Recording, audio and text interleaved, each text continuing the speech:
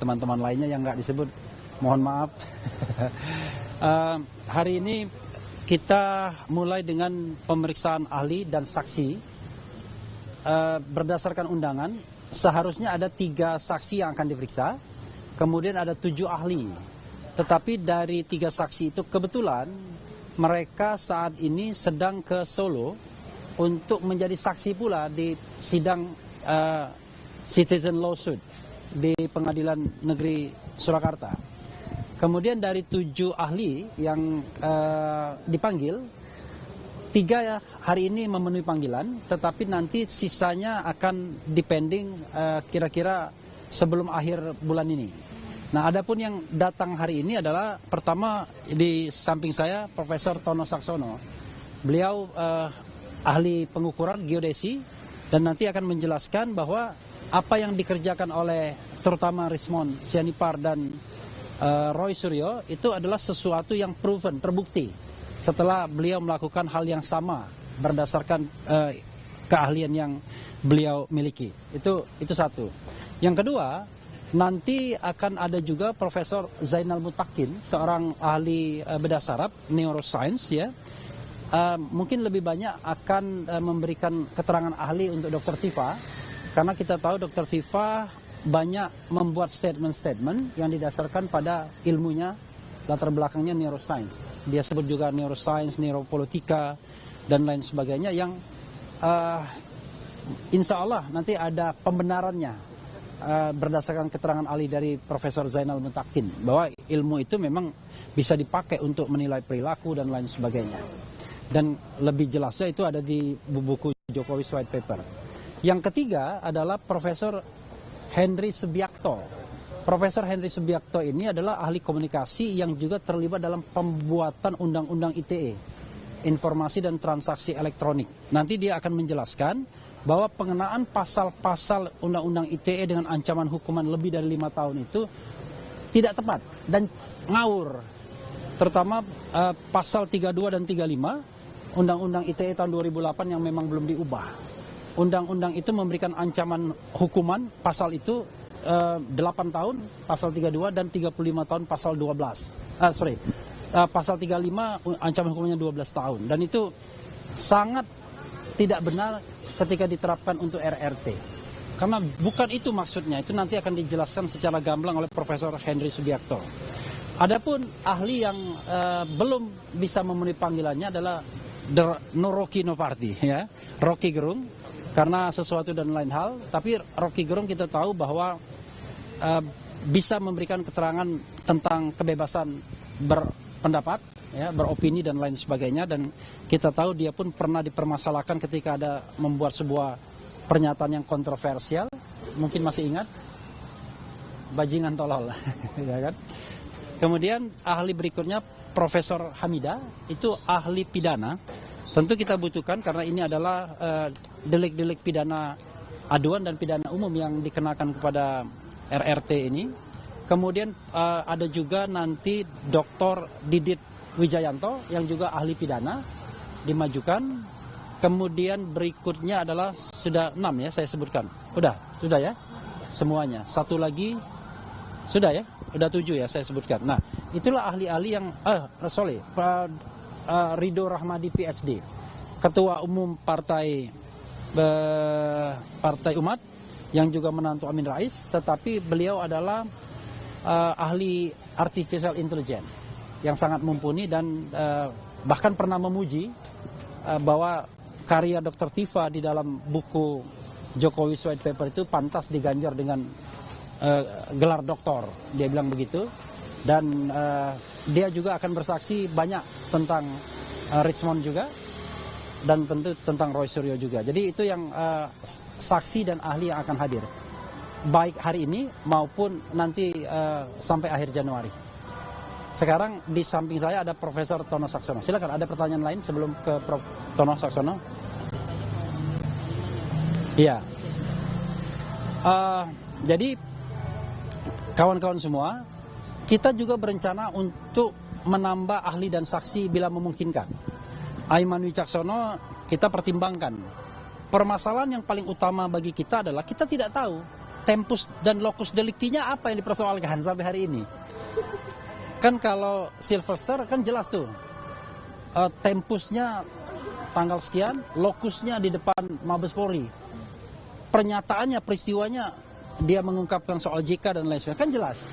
Kalau ini nggak jelas, makanya kemudian kita agak bingung sebenarnya siapa yang pantas kita ajukan sebagai saksi, peristiwa mana yang oleh penyidik dimaksudkan sebagai sebuah perbuatan pidana atau peristiwa pidana yang bisa menjerat RRT.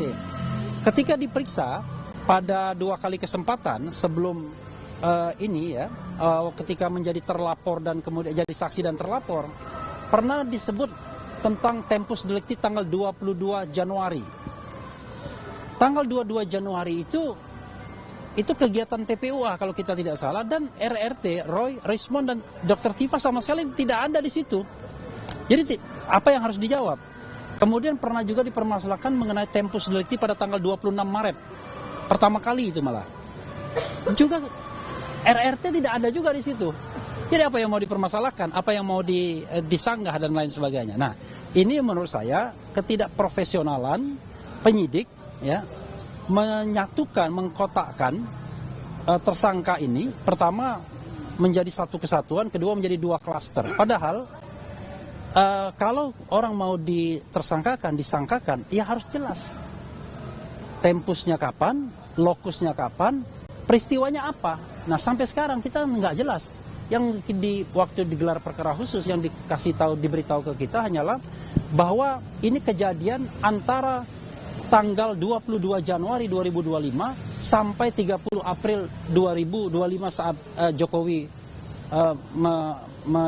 melapor ke Polda Metro Jaya. Tetapi peristiwanya apa kita tidak tahu. Dan barangkali ya dia nonton sebuah link video yang jangan-jangan dibuat oleh kawan-kawan juga atau dibuat oleh kita tidak tahu. Itu yang saya bisa jawab. Makanya apakah Aiman akan dimajukan atau tidak tergantung apakah dia mempermasalahkan sebuah rubrik di iNews yang namanya Rakyat Bersuara. Kalau itu yang dipermasalahkan, ya tentu kita akan ajukan.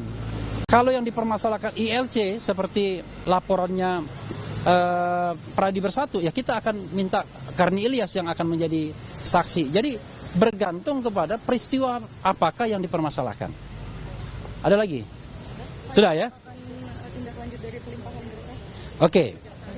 Pertama, pelimpahan berkas itu kita sudah katakan kan terlalu prematur, tidak jelas, ya. Kemudian dasar hukumnya tidak kuat. Coba bayangkan, sampai pelimpahan kita tidak tahu lokus deliktinya yang mana yang dipersoalkan untuk RRT ini, tempus deliktinya mana, kemudian peristiwanya apa, ya kan? Dan masing-masing orang pasti memiliki sebuah statement sendiri-sendiri. Tetapi bisa saya pastikan kalau yang dipermasalahkan adalah sebuah tempus tanggal 22 Januari dan kemudian 26 Maret, sama sekali RRT tidak hadir pada kegiatan itu. Karena kegiatan itu adalah kegiatan yang dilakukan oleh tim pembela ulama dan aktivis TPUA. Dan kita tahu bahwa TPUA itu klaster 1. Jadi Egy Sujana, Damai Hari Lubis, Kurniatri Royani, Rustam Effendi, kemudian Rizal Fadila, 5 orang itu adalah semua dari TPUA. Sementara klaster 2 adalah para peneliti, researcher, Roy Suryo, Dr. Tifauza Tiasuma, dan kemudian juga Dr. Rismond Hasiolan Sianipar. Itu yang bisa saya tambahkan. Rocky Gerung akan hadir nggak sih Pak? Rocky Gerung akan hadir tapi tidak hari ini. Mudah-mudahan sebelum akhir Januari ini. Tanggal 26, tepat ulang tahun saya. Padahal hari ini ulang tahunnya Rocky Gerung hari ini. Dia menghindari ulang tahun jangan-jangan. Ya, gitu. Oke. Kalau sudah saya berikan kepada Profesor Tono Saksono ya.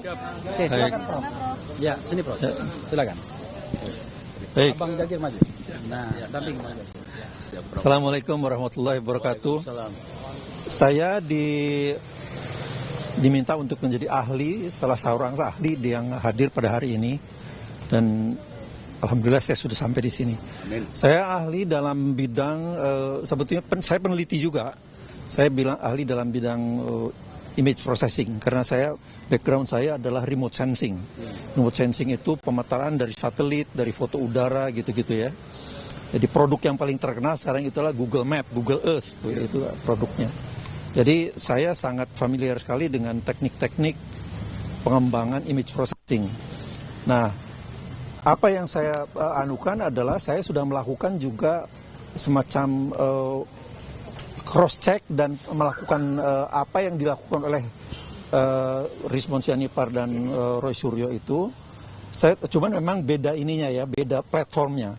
Kalau Rismond dan Roy Suryo itu kan biasanya menggunakan Python ya. Kalau saya biasa menggunakan Octave atau MATLAB gitu. Jadi saya menggunakan platform yang lain, tapi saya melakukan juga apa-apa yang sudah dilakukan oleh dan hasilnya sama. Jadi itu membuktikan bahwa apa yang dilakukan oleh RRT itu ya sesuai dengan kaidah-kaidah saintifik lah gitu ya. Nah, itu yang saya anukan, saya akan jelaskan pada penyidik ya betul ya? Ya, penyidik hari ini. Jadi intinya adalah saya sangat karena saya juga seorang peneliti, jadi kemarin kan ada isu bahwa ini mereka sudah merekayasa kan gitu ya, memanipulasi. Itu sama sekali tidak betul karena anunya itu ya mengedit manipulasi itu bukan karena tujuan dari image processing adalah sebetulnya memperoleh enhanced image. Enhanced image itu adalah dari hasil foto yang asli image ya, foto asli kemudian dianalisis, itu namanya enhancing. Memperbaiki citra itu agar bisa lebih interpretable. Nah, itu namanya enhancement. Itu sama sekali bukan manipulasi. Manipulasi untuk keperluan yang baik, yang lebih baik. Misalnya begini. Ini ada untuk keperluan intelligence ya. Misalnya ini ada foto. Kemudian di situ ada satu suatu intervensi, ada satu benda yang aneh, kemudian itu terekam di foto yang lain. Kalau objeknya sangat kompleks itu kan susah objek yang lain itu ada apa itu. Nah, itu bisa salah satunya adalah teknik misalnya image subtraction. Mengurangi image yang ini, dikurangi ini yang pertama, sehingga setelah dikurangi semua tinggal benda yang aneh itu aja. Nah, itu kan sangat baik sekali untuk keperluan intelligence. Tapi kan sama sekali tidak memanipulasi bahwa foto yang aslinya yang A ya ada, yang B ya ada, ya tetap seperti itu. Jadi ini hanya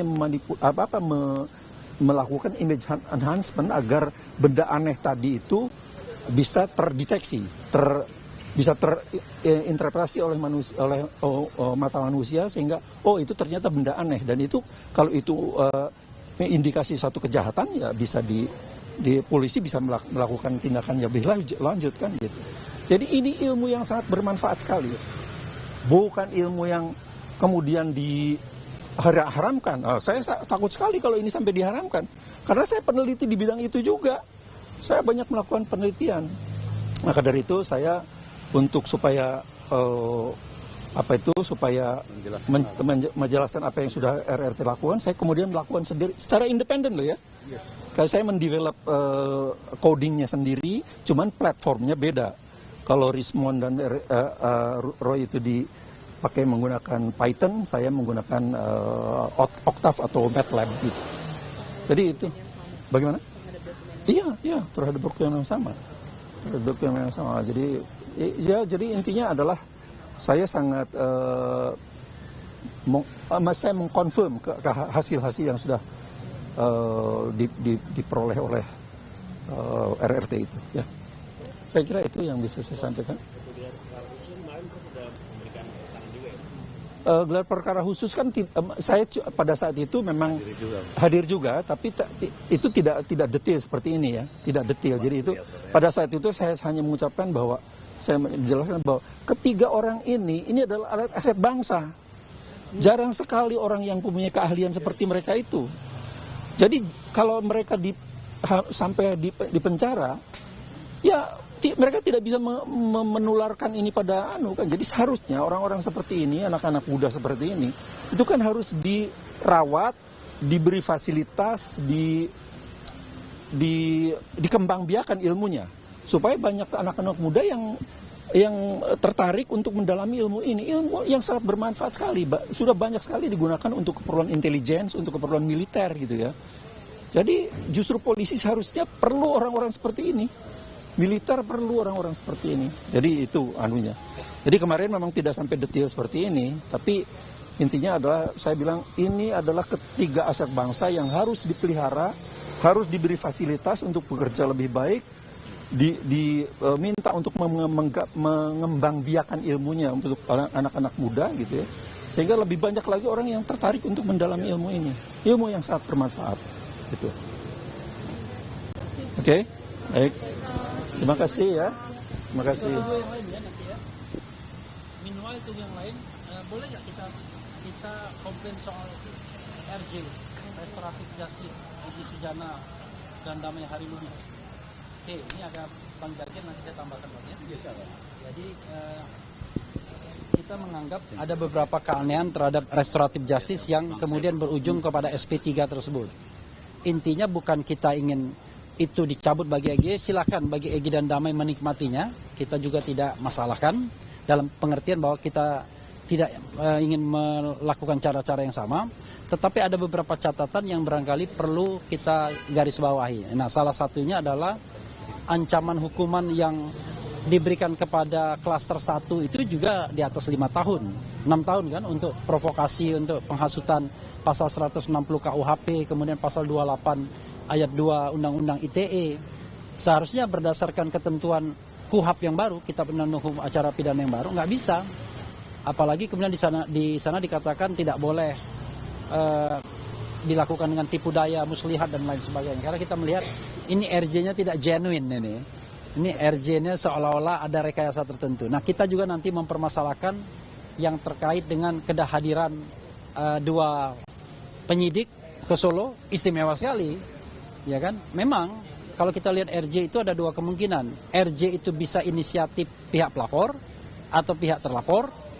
Ya, tetapi bisa juga inisiatif penyidik dalam proses penyidikan. Tetapi yang nggak gitu-gitu amat lah sampai nganter ke Solo dan lain sebagainya. Nah, silakan Bang Jagir melengkapinya selengkap-lengkapnya. Karena beliau ini selain lawyer RRT juga seorang mediator yang sesungguhnya banyak bekerja di ranah ADR, Alternative Dispute Resolution. Sekalian. Oke. Prof Zainal Mutakin sudah datang. Ini Prof Zainal dulu Zainal. Ya, dia mau ini ya, mau di RJ dulu sebentar. Nanti RJ sebentar ya, sebentar sini, aja, nanti setelah itu sama Prof Zainal. berdiri berdua. Ini Bang Refli, sehat alhamdulillah. Baik, saya lanjutkan ya, khusus topik restoratif justice atau mekanisme restoratif justice sesuai dengan aturan yang baru. Jadi kita tidak melompat-lompat untuk hal ini. Masalah siapa yang melakukan itu saya no comment. Tapi saya menjelaskan tentang aturan. Selamat datang Prof Zainal. Selamat datang. Tadi Prof Tono sudah menjelaskannya. Aku sebentar ya Prof ya. Oke, aturan yang terbaru tentang restoratif justice dijelaskan dalam surat edaran Mahkamah Agung nomor 1 tahun 2026 yang dikeluarkan tanggal 2 Januari 2026. Berarti kurang lebih berusia 2 minggu. Dikeluarkan satu pedoman cara melaksanakan mekanisme restoratif justice. Artinya, secara umum dijelaskan di situ, ada 2 tingkatan. Restoratif justice itu pada tingkat penyidikan dan tingkat penuntutan. Nah, kalau kita hubungkan dengan yang ada sekarang di kasus ijazah palsu ini, masih dalam tingkat penyidikan ini. Yang tadi dijelaskan oleh Profesor Refli Harun sudah dilimpahkan memang ke kejaksaan, tapi masih kemungkinan bolak-baliknya itu masih besar banget, masih besar sekali gitu loh. Nah, untuk itu, jika menurut atau mengikuti surat edaran Mahkamah Agung nomor 1 tahun 2026, itu ada prosedurnya, tidak bisa diselesaikan 1-2 hari. Itu prosedurnya agak bukan panjang, tapi menuruti apa yang ada. Yang jelas, pertama adalah harus ada izin dari Ketua Pengadilan Negeri. Dan Ketua Pengadilan Negeri itu diberikan waktu 3 hari. Jadi artinya dari poin 1 aja tidak mungkin 1 atau 2 hari bisa menyelesaikan komponen restoratif justice itu. Kemudian syarat-syaratnya adalah harus ada perjanjian yang terbuka. Poin-poinnya apa yang dipenuhi? Karena ini sudah menyangkut masalah bukan hanya dua pihak saja, termasuk jurnalis, termasuk bangsa dan netizen dan semua rakyat Indonesia. Oleh sebab itulah dibutuhkan keterbukaan dalam poin-poin yang apa di restoratif justice kan itu.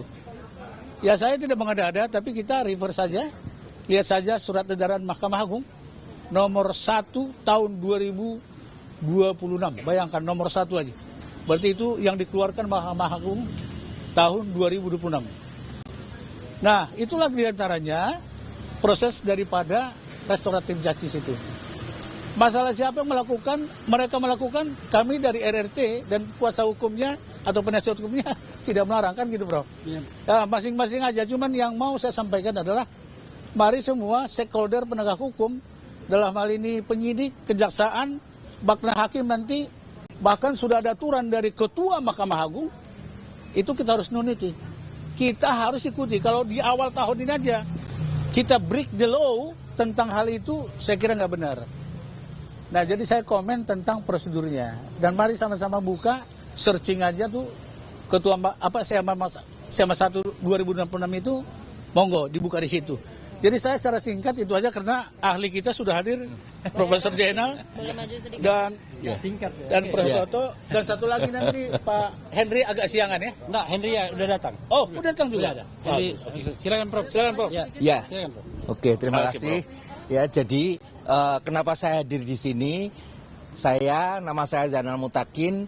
Saya sejak lulus dokter tahun 83 sampai sekarang ini pekerjaan saya itu mendalami dan mengajarkan yang namanya ilmu tentang otak dan saraf. Ya. Jadi selama hampir 40 tahun saya bergelut di bidang neuroscience. Dan sampai saat ini pun sebagai seorang akademisi, sehari-hari pekerjaan saya mengajarkan ilmu itu kepada anak didik. Baik itu anak didik mahasiswa kedokteran S1, S2, sampai spesialis. Ya, semua saya berkecimpung di situ. Jadi apa yang saya lihat terkait dengan masalah yang dihadapi oleh Dr. Tifa, itu terkait dengan tulisan yang dia buat, analisa ekspresi wajah ya pada seseorang yang kebetulan itu mantan presiden kita. Jadi apa yang saya lihat di situ bahwa semua yang ditulis di situ itu berbasis dari ilmu yang kita sebut neuroscience yang diaplikasikan dalam bentuk turunannya yaitu ilmu tentang perilaku, neurobehavior. Ya. Jadi disebutkan di situ banyak sekali peran organ-organ tertentu di otak. Di dalam otak itu ada pusat motorik, pusat sensorik, ada lagi bagian otak yang betul-betul menjadi pusat perilaku kita, yang kita sebut sebagai limbic system. Di situ ada bagian terpenting dari sistem ini yang namanya amigdala dan hipokampus, yang nantinya itu fungsinya adalah untuk mengatur dan mengelola memori, ya, sepanjang hidup. Jadi dalam memori kita sehari-hari itu ada yang kita sebut memori autobiografis. Jadi perjalanan hidup saya atau siapapun sejak mulai dari lahir, anak-anak, pendidikan SD, SMP, SMA, mahasiswa, semua itu seolah-olah terekam dengan detail. Dan memori itu kalau di otak ada derajatnya, tingkatannya, ada memori primer, sekunder, sama tersier. Yang autobiografis ini ada dalam kelompok yang namanya memori tersier. Seperti misalnya nama saya, nama kita, rumah kita, istri kita, anak-anak kita, sekolah kita, itu tidak akan pernah bisa hilang dari ingatan. Kecuali kita cedera otak, ngalami amnesia. Tapi detail dari informasi itu akan mudah terungkap dalam bentuk suatu narasi yang runtut, ya, yang tidak ada jeda, dan itu pasti akan bisa dibedakan kalau di dalam autobiografi itu ada adisi, ada tambahan di sana sini. Tidak mungkin ya? Ya, itu tambahan di sana sini akan membuat dalam narasi akan beda nanti. Dan itu juga akan bisa dilihat dalam perubahan ekspresi wajah seseorang yang menurut yang tulisan Dr. Tifa itu disampaikan dalam istilah mikroekspresi. Mikroekspresi itu akan terjadi, ya, apakah yang disampaikan itu nyata atau itu suatu kebohongan, bisa dilihat dan bisa dianalisa bahwa itu tambahan informasinya sebetulnya tidak ada di situ, itu dari sisi keilmuan, ya. Nah, kebetulan untuk menyatakan seseorang itu dia kompeten menganalisa atau menyampaikan itu bukan didasarkan atas sertifikasi. Saya tidak punya sertifikat sebagai seorang neuroscience, tapi dari karya-karya saya, dari tulisan saya, kita bisa buka Google Scholar misalkan, semua akan tidak bisa dipisahkan dari ilmu neuroscience itu. Ya, termasuk Dr. Tifa. Jadi tidak ada ketentuan bahwa untuk menganalisa ilmu ini seseorang itu harus punya sertifikat, nggak ada. Tapi kompetensi, dan kompetensi dilihat dari riwayat sebelumnya. Sebagai seorang dokter, Dr. Tifa mendalami, pasti semua dokter itu ilmu dasar tentang otak dan saraf. Berikutnya anatominya, fungsinya, semuanya. Terus berikutnya beliau saat ini sedang menjalani 2 program S3 di Universitas Indonesia dalam bidang neuroscience, ya, perilaku, neuroscience perilaku, dan kemudian di Universitas Pajajaran juga ada program S3 yang beliau sedang jalani, belum selesai, terkait aplikasi neuroscience dalam psikologi sosial. Jadi di fakultasnya bukan fakultas kedokteran, fakultas Visipol, ya, terkait dengan, tapi basisnya itu tetap neuroscience. Ya, saya mau ngomong tentang imaging, ya, pencitraan, foto otak seseorang dan sebagainya, itu bagian dari neuroscience. Psikologi, ya, bahkan banyak tulisan yang saya lihat akhir-akhir ini, salah satunya yang ditulis oleh Dr. Taufik Pasyak itu keterkaitan neuroscience dengan spiritual, bahwa keberagamaan seseorang, kedalaman dia, ketaatan pada agama itu akan bisa dilihat dari sisi keilmuan neuroscience juga. Ya, jadi luas sekali.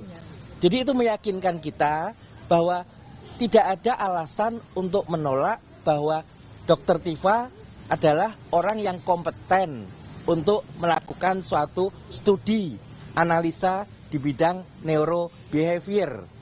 Ya, tidak peduli pada siapapun. Ini kebetulan kasusnya yang dianalisa itu ekspresi wajah dari video-video seorang mantan presiden.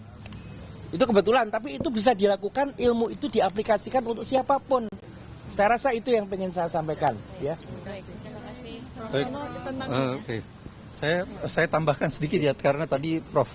Zainal menyinggung soal micro expression, ya, micro expression, ya. Nah, itu jadi sebetulnya memang tadi saya menjelaskan bahwa saya ada ahli image processing yang biasanya yang sebetulnya tadinya dasarnya digunakan untuk citra satelit, foto udara gitu. Tapi sebetulnya itu untuk bisa dilakukan untuk semua objek yang bisa dipotret. Tadi Profesor Zainal sudah menyebutkan otak kalau dipotret gitu ya dengan scan gitu, ya, itu bisa dianalisis.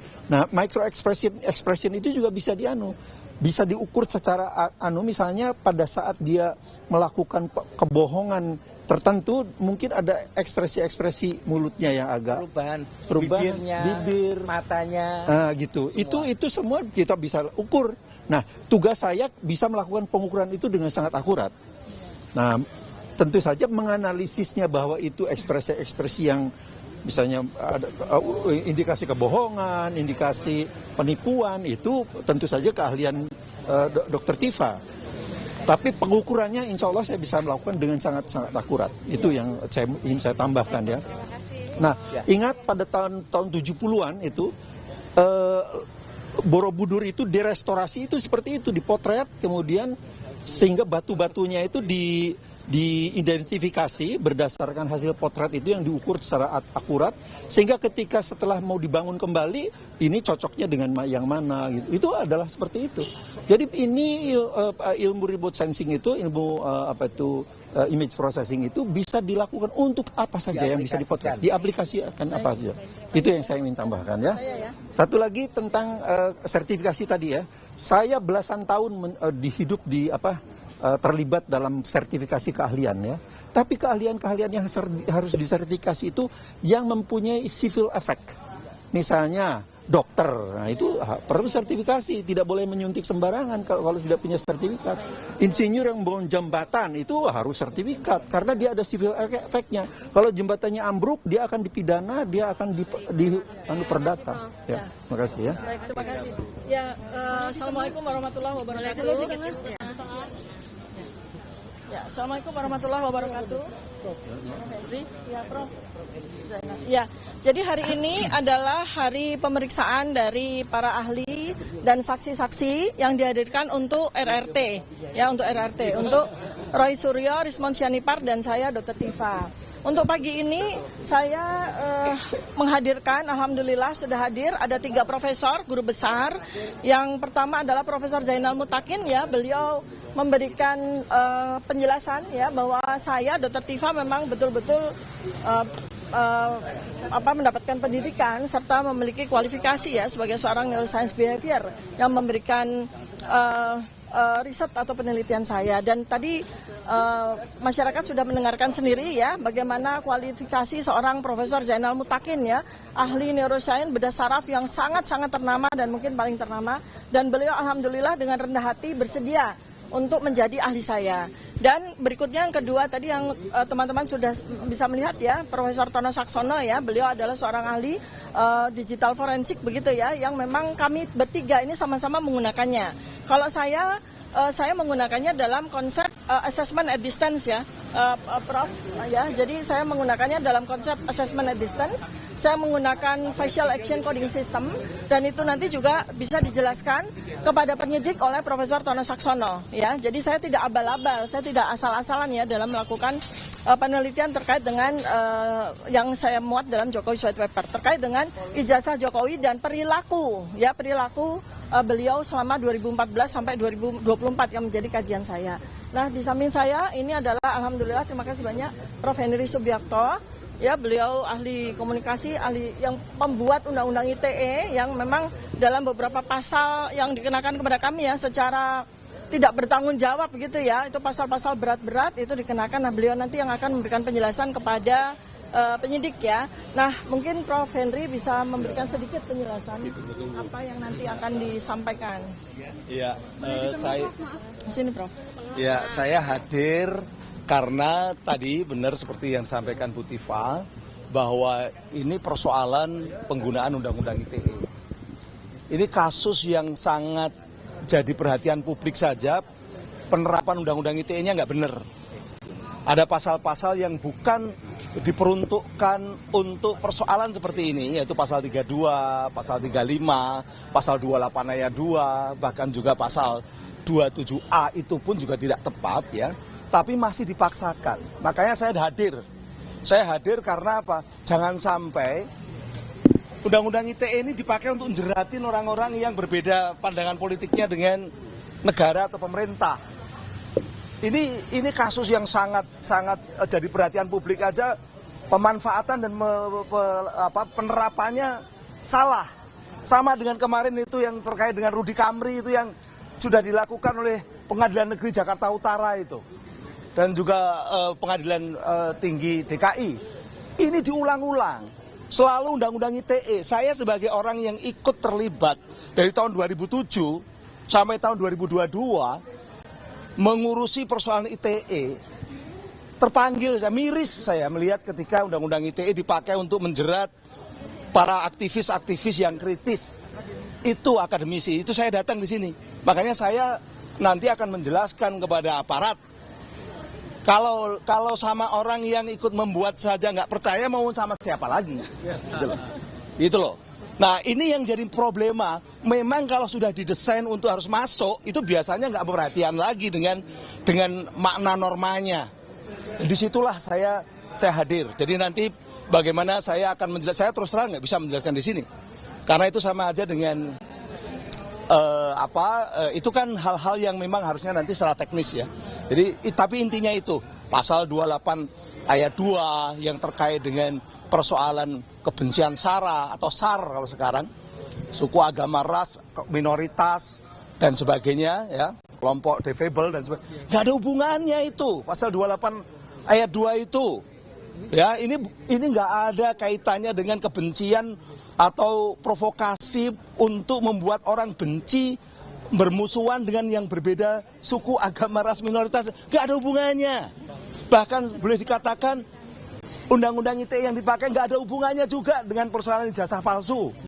Gitu loh. Itu yang ingin saya sampaikan. Makanya saya akan menggarisbawahi tentang penerapan yang salah. Termasuk pasal 32, pasal 35 apalagi, dan juga pasal 28 ayat 2. Kalau mungkin untuk pasal 27A itu debatable, tapi nanti akan kami tunjukkan juga beberapa kesalahan-kesalahannya. Kira-kira itu, terima kasih. Ya. Roy Suryo berarti nggak datang hari ini ya? Siapa? Roy Suryo ada. Tiga ahli yang dibawa itu untuk keseluruhan tiga-tiganya atau tiga saksi yang dibawa? Karena saya terkait dengan undang-undang, tentu saja undang-undangannya mengenai mereka ya. Biar saya yang jawab. Ya, tidak hanya untuk mereka, untuk seluruh Indonesia. Itu jawaban paling. Makasih. Rismon mau speech sebentar? Ya. Oke, silakan. Jadi untuk menjawab tadi ya, pada dasarnya ini panggilan untuk RRT ya.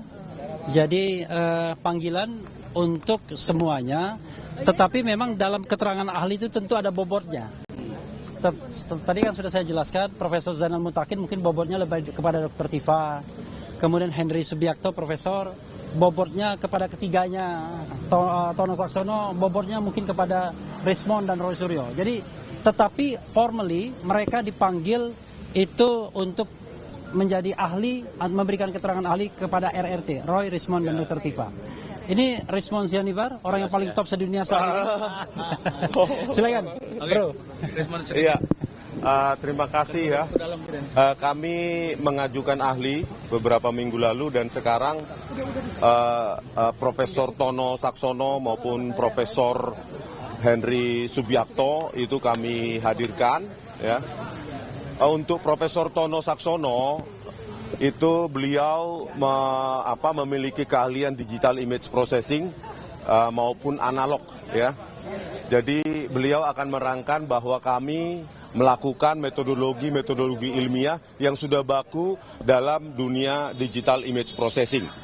Jadi kesaksian dari Profesor Tono Saksono ini akan membantu mengklarifikasi kepada penyidik bahwa kami tidak melakukan manipulasi secara digital atau pengeditan. Berikutnya Profesor Henry Subiakto akan merangkan pasal-pasal terutama pasal 32 dan 35 Undang-Undang ITE ya yang menurut beliau tidak bisa dikenakan kepada kami untuk menjerat kami baik Pak Roy Suryo, saya maupun Bu Dr. Tifa.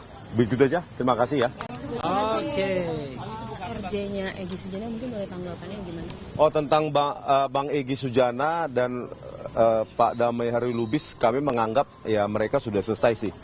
Kalau memang nggak kuat, pergi ke pinggir lapangan, biarkan kami yang melanjutkan perjuangan ini. Begitu, Mbak. Jadi nggak masalah? Sebelum kedatangan Egy Sujana dan Damai Hari Lubis ke Solo menemui Pak Jokowi, tidak ada komunikasi sama sekali. Ya, tidak ada komunikasi sama sekali dan sampai saat ini pun tidak ada klarifikasi yang cukup detail dijelaskan kepada kami. Mungkin Pak Bang Egy Sujana nggak merasa butuh untuk mengklarifikasinya kepada kami gitu. Jadi nggak masalah ya Bang kalau keduanya udah gugur tanpa statusnya tersangka? Oh, kita tetap lanjutkan kan sekarang sampai ini tuntas. Kan Pak Joko Widodo ingin memulihkan nama baiknya. Itu kan nggak bisa terpulihkan dengan RJ ya atau SP3 ya kan. Jadi ya kalau beliau yang melaporkan ya beliau yang harusnya menyelesaikan ini. Begitu ya. Oke, kawan-kawan cukup ya? Oke, terima kasih banyak. Tanya menarik. Pasti menarik. Jangan lupa ya besok ke Komnas HAM ya.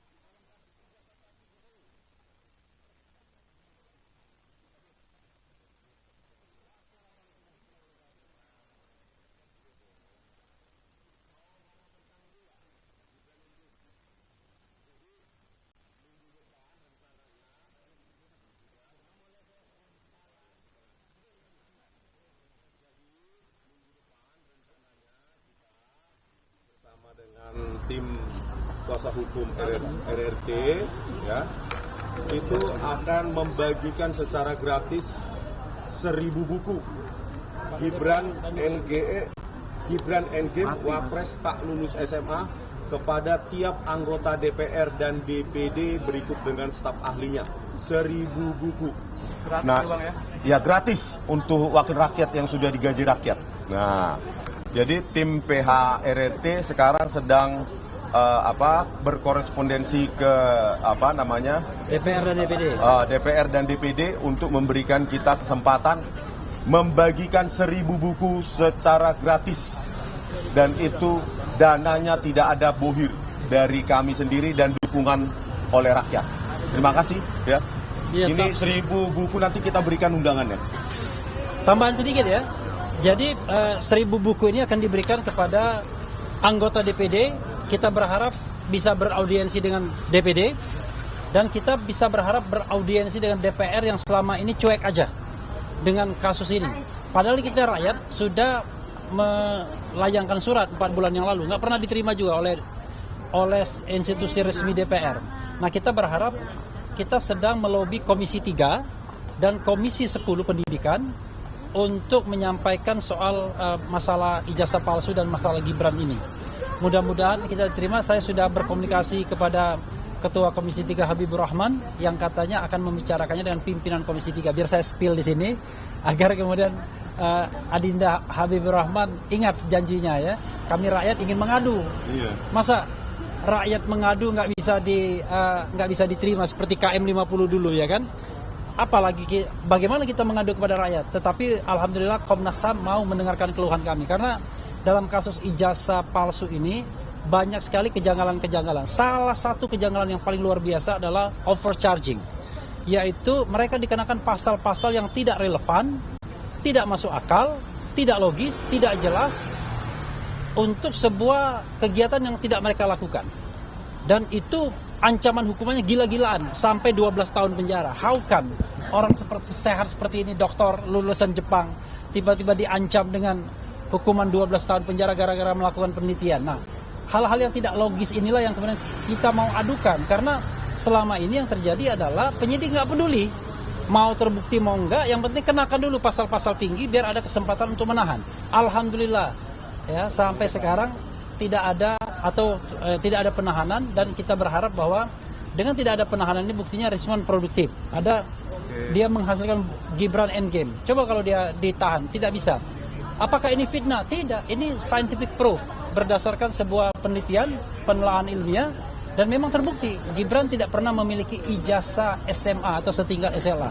Dan kita bisa mengatakan itu dengan keyakinan 99,9%. Kalau 100% kan Allah yang Maha Kuasa. Dan memang itulah. Dan bahkan kalau kita lihat ya, riwayat pendidikan Gibran itu aneh bin ajaib.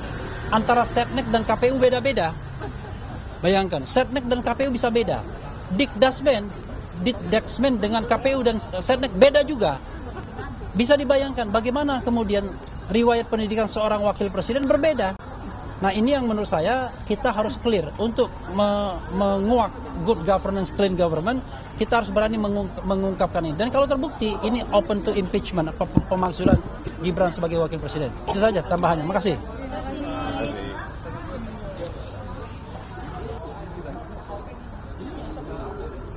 Saya Bang Angga. Bang, halo. Bang Angga. Saya. Nanti kalau kalian pasti akan berkerumun lagi kalau ada Rosul yang datang. Masih di jalan Bang. Kita minta 3-3-nya datang. Kan 2 datang. Dan Rosul datang. Tapi tidak ada belum ada konfirmasi. Dia susah biasanya gitu. Setidaknya 2 ahli. Oh, Komnas HAM. Kalau Komnas HAM maupun Profesor Henry Sudah, saya kasih videonya.